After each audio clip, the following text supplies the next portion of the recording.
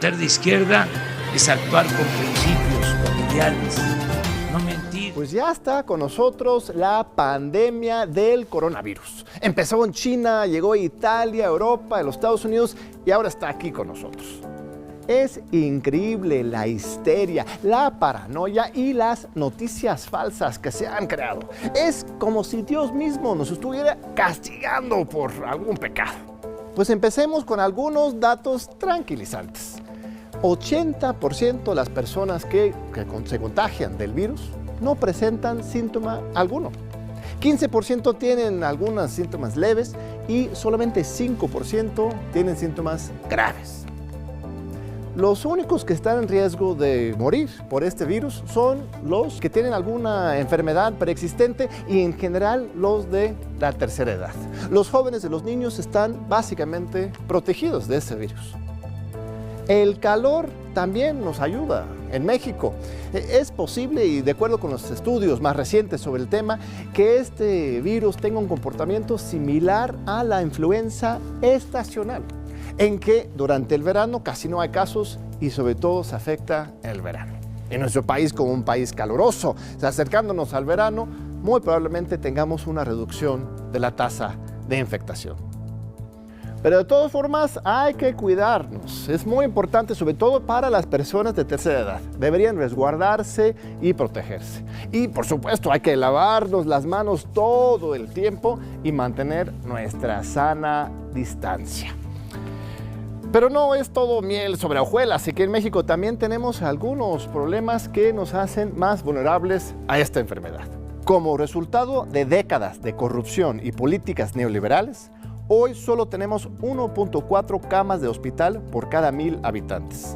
El último lugar entre todos los países de la OECD, muy por debajo de España, Italia o Alemania.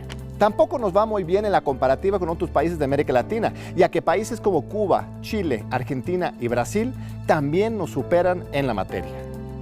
Otro problema de México frente al coronavirus es nuestra alta tasa de obesidad y de diabetes, factores que podrían aumentar la tasa de síntomas graves.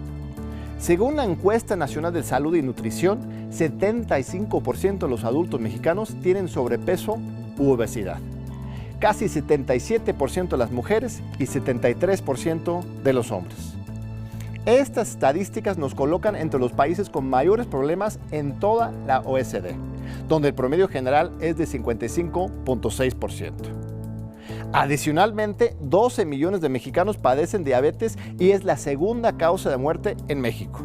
Nuestro país ocupa el 6º lugar al nivel mundial, solo detrás de Brasil, Pakistán, Estados Unidos, India y China. Pero ¿cómo ha sido la respuesta del gobierno de Andrés Manuel López Obrador a esta crisis? Algunos dicen que ha sido muy lenta, pero en realidad México se adelantó a otros países. En Italia, por ejemplo, esperaron hasta que hubieran 2,000 casos antes de cerrar las escuelas. En España, a partir de 1,000 casos cerraron las escuelas, pero en México fue a partir de 100 casos que ya se mandó a cerrar la escuela pública nacional. Después, como parte de la fase 2, se han cancelado todos los eventos públicos, establecido mecanismos para el trabajo desde casa en el sector público y privado y difundido masivamente la campaña nacional de Susana Distancia. Es imposible evitar totalmente los contagios, pero se espera que en México no se presente un escenario similar a Italia, en que los servicios de salud se vieron totalmente rebasados. Pero algunas personas quisieran que el gobierno fuera aún más lejos. Ven a Argentina o España con sus toques de queda y quieren que en México también cerremos absolutamente todo. Existen dos razones para no ir a esos extremos exagerados. Por un lado, estas acciones violan gravemente los derechos humanos de la población. Serían acciones inéditas en México. En lugares como Argentina o España, pues tienen historias dictatoriales más recientes y están más acostumbrados a esas medidas. En segundo lugar, y aún más importante, en México la mitad de la población, unos 60 millones de personas, se encuentran en situación de pobreza. Y la mitad de los que tienen la fortuna de tener un empleo, unos 31 millones de personas, laboran en el mercado informal. sin ninguna prestación o posibilidad de recibir remuneración por hacer home office. Entonces, cerrar todas las calles, todos los empleos, todos los trabajos y la economía en su conjunto podría tener efectos muy graves en la población, sobre todo los más humildes.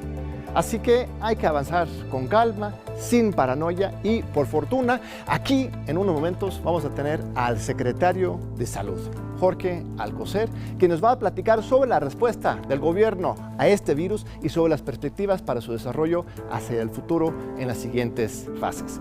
No se vaya, aquí le esperamos para este diálogo con el secretario de Salud del gobierno federal. El doctor Jorge Alcocer Varela se recibió en 1970 como médico cirujano por la Universidad Nacional Autónoma de México.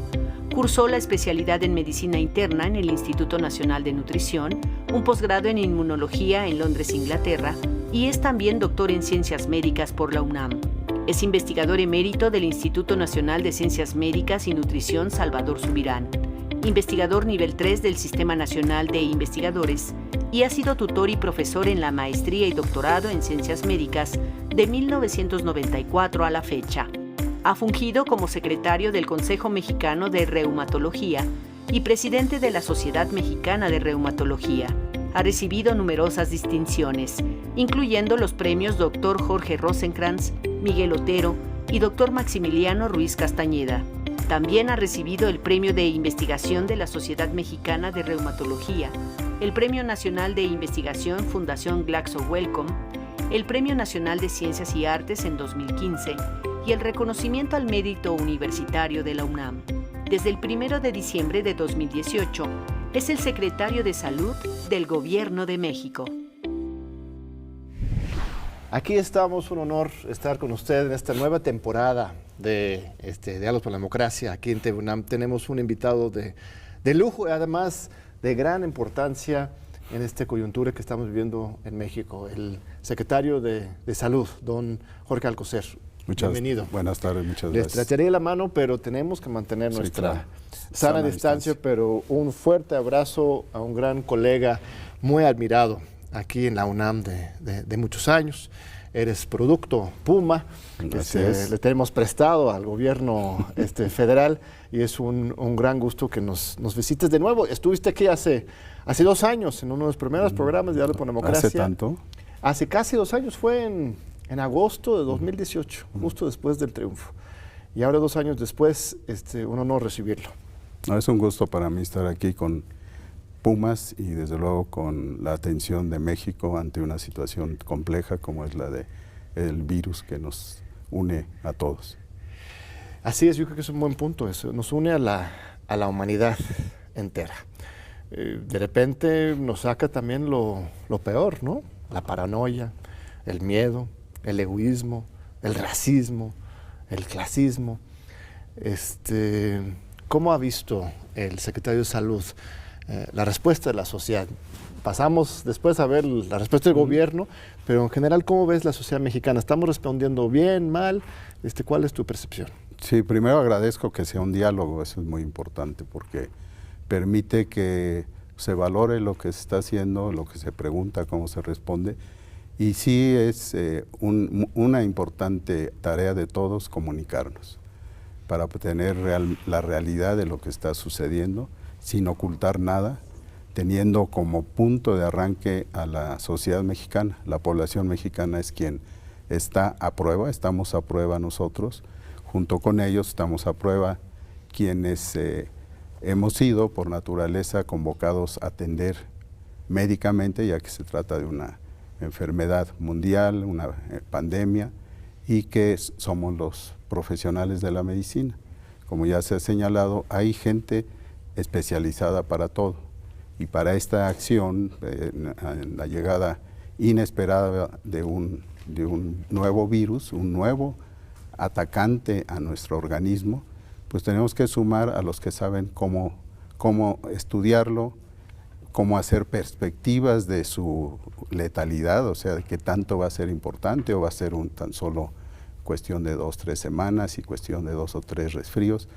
Pero no, tienen los visos desde diciembre del año pasado, ya de haber venido del Oriente, con muchas novedades, y son las que el experto, el epidemiólogo, el infectólogo, lo que han considerado como los científicos, son los que conocen o conocemos bastante de lo que ha sucedido en situaciones semejantes. Sin embargo, esto es inédito, como en nuestro país están llevándose a cabo muchas acciones inéditas, desde pensar en los pobres, hacer que un derecho que es el de la salud se concrete y no esté nada más en los discursos, sino que se lleve a cabo, y que es lo que estábamos y seguiremos estando haciendo para la población mexicana. Y de repente llega esto, algo extraño, y por ahí podemos seguir después qué ha sucedido y cuál es la perspectiva. ¿Sientes que el presidente de la República, el observador, te escucha como científico, toma en cuenta la evidencia científica y toma sus decisiones con base a esa información, o más bien está teniendo una respuesta más política, demagógica a esta crisis? De ninguna manera. No pienso que alguien sensato tenga esa última connotación. Es una gente preocupada, de fondo, totalmente honesta, y que está conduciendo con un esfuerzo que pues es también inédito en un presidente. Presidente puede ser que un secretario de salud tenga un camino más conocido, pero un presidente tiene muchas acciones propias de su cargo, de su tiempo. Y aquí el presidente, desde el primer día y desde que lo conozco, ha tenido una completa identificación con la gente, la población que tiene necesidad de mejorar sus condiciones. Y las condiciones muy directa y rápidamente enunciadas son los de la pobreza, de las acciones que todavía deja a una buena parte de la población en condiciones vulnerables, por su desnutrición, porque no ha superado las condiciones socioeconómicas que requiere un ser humano para caminar tan simple y sencillo hacia el bienestar. Algunos países, Bolivia por ejemplo, es un caso muy claro, ¿no? La presidenta autoproclamada golpista, algunos le dirán, apenas detectaban un solo caso de COVID-19 y cerraron los aeropuertos, cancelaron las elecciones, llamaron a un toque de queda. En Argentina, en España también han tomado medidas muy drásticas. Aquí hemos estado tomando también acciones muy importantes, cerrando las escuelas, pues, la sana distancia, el cierre de eventos públicos, lugares de reunión. Es necesario, ya desde esta fase, ahorita que estamos, ya seguir ese ejemplo del extremismo político, o vamos correctamente de acuerdo con lo que dicta la ciencia. Bueno, hay que precisar que nosotros nos encontramos con atención del virus desde que empezó, una cuestión de días después de que China anunció los primeros casos. Desde diciembre estamos monitoreando la situación. Entonces se hizo un monitoreo, pero más que eso, se puso una atención, se sacaron nuestras herramientas de un grupo de gentes en lo epidemiológico, en lo infectológico, en la medicina en general, y desde luego también el tener una comunicación constante con los avisos de esa acción. Lo hicimos temprano y desde luego antes de que tuviéramos el primer caso, ya teníamos preparado un seguimiento en primer lugar de lo que norma y que es la autoridad máxima de la Organización Mundial de la Salud, con sus protocolos, y abro también una ventana de histórica que con lo sucedido en la epidemia H1N1 se logró tener experiencia. Claro. Pero esa no se guardó, sino se tiene constantemente en el seguimiento del tiempo del periodo de la influenza, digamos más, no como la de hace 10 años, sino desde luego en la novedad. Y estábamos haciendo esto y se le agregó un algoritmo, una atención especial continua. Y así pudimos ir formando y teniendo la experiencia de lo que estaba sucediendo en China en ese entonces, después su extensión en otros países, lo que estaba sucediendo, y hacer lo que científicamente ahí es donde también esta figura participa, hacer estimaciones y expectativas que nos han servido para ir tomando el escenario de 3, 1, 2 y 3. El primero se logró desde ese entonces y se fueron sumando el camino de otros países. Salta, por ejemplo, después de salir en el oriente a Italia, y ahí se analiza por qué Italia, a diferencia de siendo un país de mejores recursos y de un Producto Interno Bruto inclusive mayor, pues tuvo algunas tropiezos, vamos a llamarlos así. ¿Qué es lo que y eso es porque mal? No tomaron decisiones un tanto tardías. Esperaron, o tal vez fue producto de confianza. Por ejemplo, cuando ya tenían más de 1000 casos, empezaron a cuidar los elementos centrales de cómo limitar, cómo hacer que el camino de esta infección, de este virus, no tuviera los agarrara tan desprevenidos. No estoy diciendo que tuvieron confianza, pero así sucedió. Y progresivamente en España también, en Francia, tomaron acciones un poco tardías comparadas con nuestra experiencia.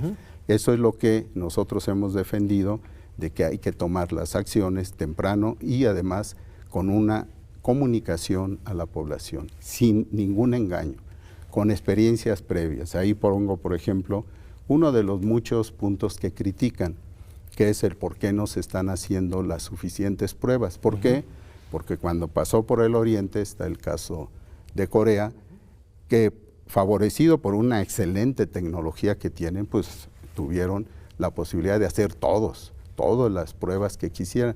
Y eso les ayudó en algunas cosas para ajustar ya la etapa donde estaban, pero tomando en cuenta que es una población menor, pues alcanzaron rápidamente, se emparejaron, pero no es esa la técnica, no es esa la estrategia que compete cuando menos a los países como ahora estamos en Latinoamérica, que ya asoma como una de en las Américas, como en Estados Unidos, como la principal fuente de casos nuevos. Sí, yo tengo la impresión de que en Italia, en Europa, en los Estados Unidos se sobreconfiaron, ¿no? Podría ser Como eso. se crearon, como están tan acostumbrados, de hecho, hablé con mi madre que vive allá, estaba muy sorprendida. Mira, de repente una de esas pandemias nos toca a nosotros y no al sur, ¿no? Están acostumbrados a que en África, América Latina, en Asia, son estas epidemias y la enfermedad, y que ellos están de alguna forma blindados y protegidos. No podían creer que esto les estaba pasando, entonces se tardaron mucho en darse cuenta, y luego cuando se dieron cuenta, pues sí, la paranoia, y ahora ya ves Trump hasta le está poniendo el freno a la paranoia, ahora ya quiere abrirles mercados, no saben ni qué hacer. Nosotros, como bien señalas, pues tenemos una experiencia acumulada. Lo del H1N1 fue una experiencia importante. Nos adelantamos. Bueno, muchos fuimos muy críticos de la estrategia de Calderón en su momento. Yo sí sentí que esa sí fue una estrategia politizada, lo utilizó para calmar la protesta social, así como en Bolivia hoy. Pero se acumuló una experiencia ahí y tenemos un poco más conciencia, y con esa la hemos estado aplicando, o quizás estoy idealizando nuestra respuesta, o ¿cómo lo ve No, usted? yo veo que ahí una fortaleza fue comunicarlo, que sí abre la discusión, no es así, porque no es como otro, pero sin ocultar nada, sin gastar en exceso para las famosas pruebas. Sí, ¿cuánto cuesta una prueba en el mercado privado internacional hoy? Pues ahora está por arriba de los 3,000 pesos. Pero, 3,000 pesos. Pero podría esto no ser tan importante como la decisión. La decisión debe ser médica. La decisión de alguien que tiene síntomas. Porque si no, yo voy a hacer una población para buscar hipertensión, y a todos les hago un examen de creatinina, de la función renal o algo así, pues no vamos a tener ningún... Y tenemos que hacer todas las pruebas en toda la población. No, para eso son los muestreos, para eso son los protocolos Centinela, para ir evaluando todo eso. Y podemos hacer con una muestra bien representativa y basado en la clínica, basado en que si tiene síntomas, y al que no tiene síntomas pero tiene un contacto, una sospecha, pues se le invita en su casa, que es la gran mayoría de los supuestos casos, para estar en su casa y una minoría en los hospitales también porque tienen alguna enfermedad.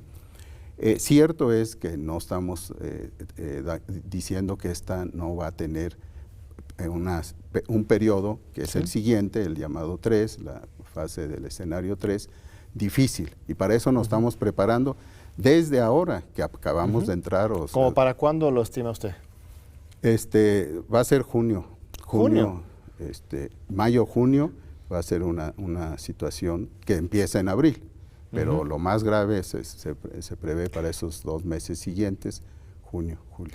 ¿Y esto implica que vamos a estar aún más aislados, encerrados en esa fecha? Es posible, sí. Sin descartar que las condiciones cambien. Esto es muy dinámico, pueden ir cambiando. Yo señalo que si se hace bien la detección en esta fase de los casos, se logran aislar, se logra darle entrada en los hospitales a los que requieren tratamiento. Y esto se trata con organización, con disciplina y con comunicación, pues vamos a cortar ese periodo, pero no podemos asegurar nada. Ahora, aquí también hay que estar advertidos porque no se trata, al contrario, cuando uno vive en la incertidumbre, genera miedo, ¿sí? Es que es otro aspecto importante y lo meto aquí. Pero el miedo es bueno, el miedo nos sirve para ponernos alerta. El miedo, en lugar de como dicen, apanicarse y inmovilizarse. Paranoia, no. No. El miedo dice, ok, hay que hacer esto. Y en la escala animal también hay otros. Yo nada más veo a un lince, sí tiene miedo, pero el miedo lo está haciendo ser efectivo. Y en esto tenemos que trabajar en ello en la familia. Tenemos que trabajar en los lugares donde coincidimos como mexicanos a través de comunicación. Si no se puede más que de saludo lejano, pues qué bueno, pero también en la familia, porque ahí hay muchas fortalezas. Y en ese sentido, nosotros tenemos que seguir comunicando esto y que se cumpla esa disciplina, que se cumplan esos protocolos, que se cumpla la sana distancia, que se lleve al momento más importante, que será en un mes, pues para que esto, sí es cierto, en lugar de estar aquí, a lo mejor tenemos una entrevista nosotros en Skype, por Skype, por Zoom y trabajamos en ello. Esto es lo que estamos haciendo y preparándonos, ya estamos preparándonos, digo yo, hace unos días, hace horas, cuestión de horas, se señaló, no tanto por la normatividad o lo que la OMS declara, sino porque nosotros queremos adelantarnos la necesidad de ir pensando en los hospitales. Y tenemos ya una posibilidad de alrededor de 35,000 hospitales, que parte de ellos, más los que están establecidos ya oficialmente con unidades de terapia intensiva, más los que se pueden convertir. Y ese de convertir es como cuando uno llega, la familia mexicana llega a la casa, pues convertimos la sala en dormitorios, convertimos eso lo estamos haciendo para lograrlo. Y llamando a la solidaridad del pueblo de México, que es increíble. Y les quiero decir una cosa, ayer se anunció que estábamos en necesidad de una convocatoria. Y nada más en 24 horas se sumaron y dijeron, aquí estamos presentes, médicos, enfermeras, especialistas en terapia intensiva, especialistas en emergencias, 122. 122 especialistas de alto nivel ya se anotaron para como ejército de reserva para atender la emergencia. ¿Y qué estamos haciendo? Buscando elementos que nos permitan, y es realista, contribuir al conocimiento de este virus. Nosotros tenemos gente que conoce esto. Sabemos que médicamente, por ejemplo, en la vida de un hombre, y ahí estoy sacando algo que quería yo mencionar porque no ha habido tiempo, la vida de un hombre, digamos, en 70 años, está sujeto a 1 billón de acciones extrañas. Virus, bacterias, químicos, lombrices, bueno, todo eso. 1 billón. Durante la vida. Nos asalta constantemente, así como los anuncios en la tele, nos asaltan las bacterias de los virus. Pero nuestro sistema inmune, pero en general nuestro organismo, es maravilloso. Nosotros tenemos una Guardia Nacional Inmunológica, entre comillas, que rebasa eso. Hay varias células Pero unas células que son los linfocitos, esto no es clase, tenemos 10,000 billones, nada más ellos, y trabajan por sus características, y no trabajan solos, trabajan en equipo. Hay especialistas para una cosa, para todo lo que en la sociedad aprendemos, hay. Y los que hacen anticuerpos son menos, pero la respuesta todavía no la conocemos. ¿Cuál va a ser la más importante? ¿La producción de anticuerpos o de las células que se enfrascan cuerpo a cuerpo para eliminar a ese virus? Y esto nos va a dar conocimiento inclusive para aportar científicamente que lo estamos haciendo con un permiso adecuado, con protocolos censados en la bioética, de conocer en el suero y en las células de estos pacientes qué está sucediendo. Y desde luego podremos tener contribuciones.